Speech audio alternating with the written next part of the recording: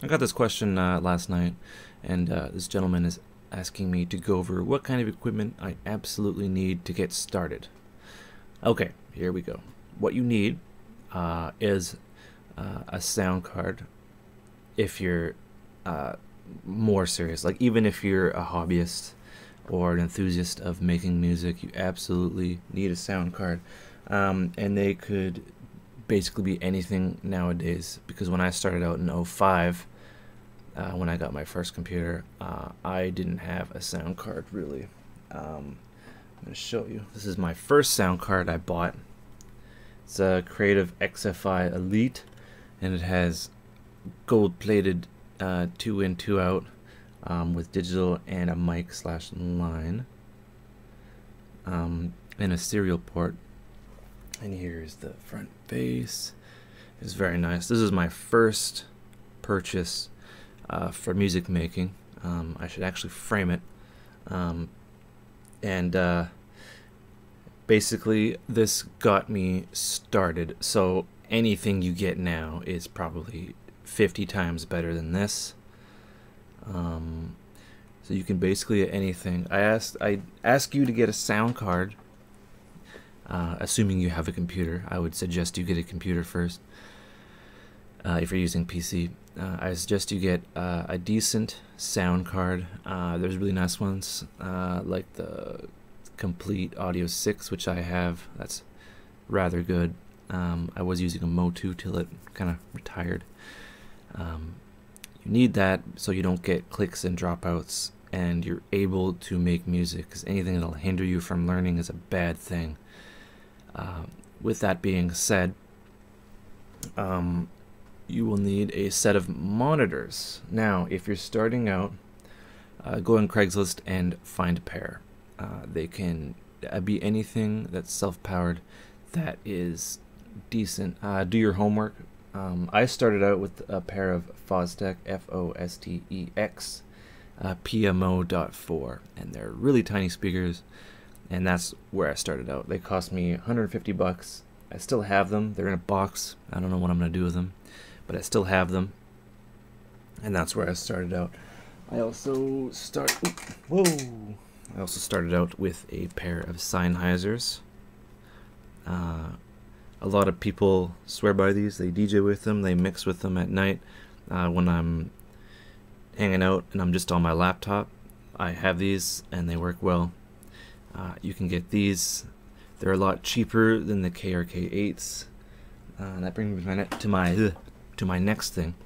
Monitors. If you're going to use monitors, I suggest, because I'm a fanboy, a lot of people will disagree, but KRK are the great entry-level kind of monitors you can get. Especially the new ones, the G3s, which are these tier. These are the first kind of generation of the Rocket series, and I've had them for that long. I didn't have to replace the caps, didn't have to do anything. I've been using them for 5 years. Every day, hundreds of tracks made, works perfectly. I don't have a sub or anything. They are just as is. They're on stands. They don't hiss. They don't pop. I trust them, and they're what I use all the time. A lot of people, kind of established guys still use, not including myself into this. I'm not comparing myself to these people, but a lot of guys still use the same monitors they've been using since they started, because they're used to them. You can get used to anything. You don't need a pair of, Genelecs to get started. You just need something that kind of goes down deep, and these speakers have a frequency response, and you look at the frequency response. Basically all speakers, they go up to 20,000 hertz, which is roughly where music goes up to, and the lower response, these are like 35, and typically our hearing and audio is 20 hertz to 20,000 hertz.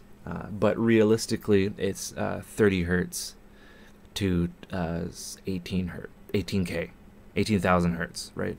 So it's the practical range of hearing to the audio range that is the standard that we've all somehow agreed on.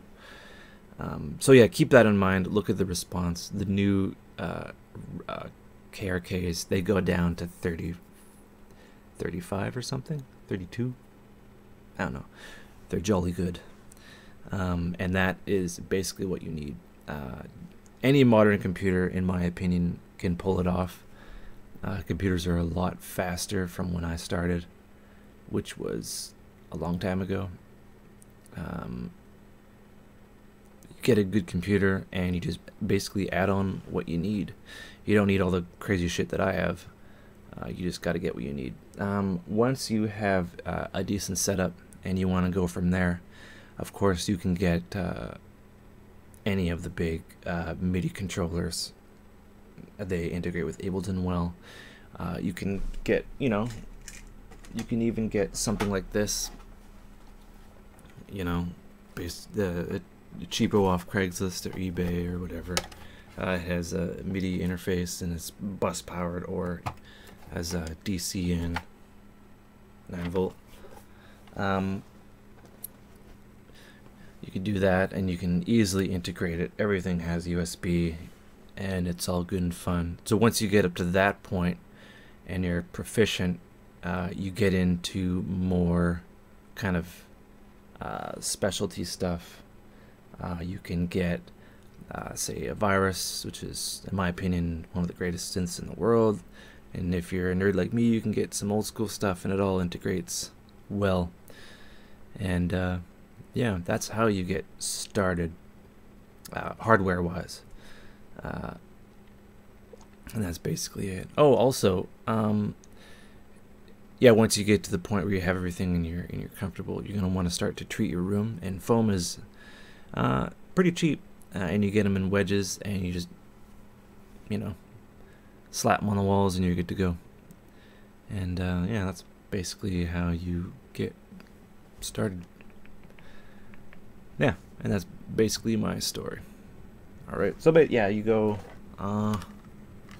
from this. This is what I started out with.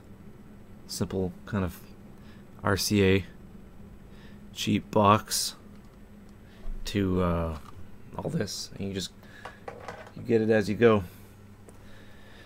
All right, take care and hope you learn stuff.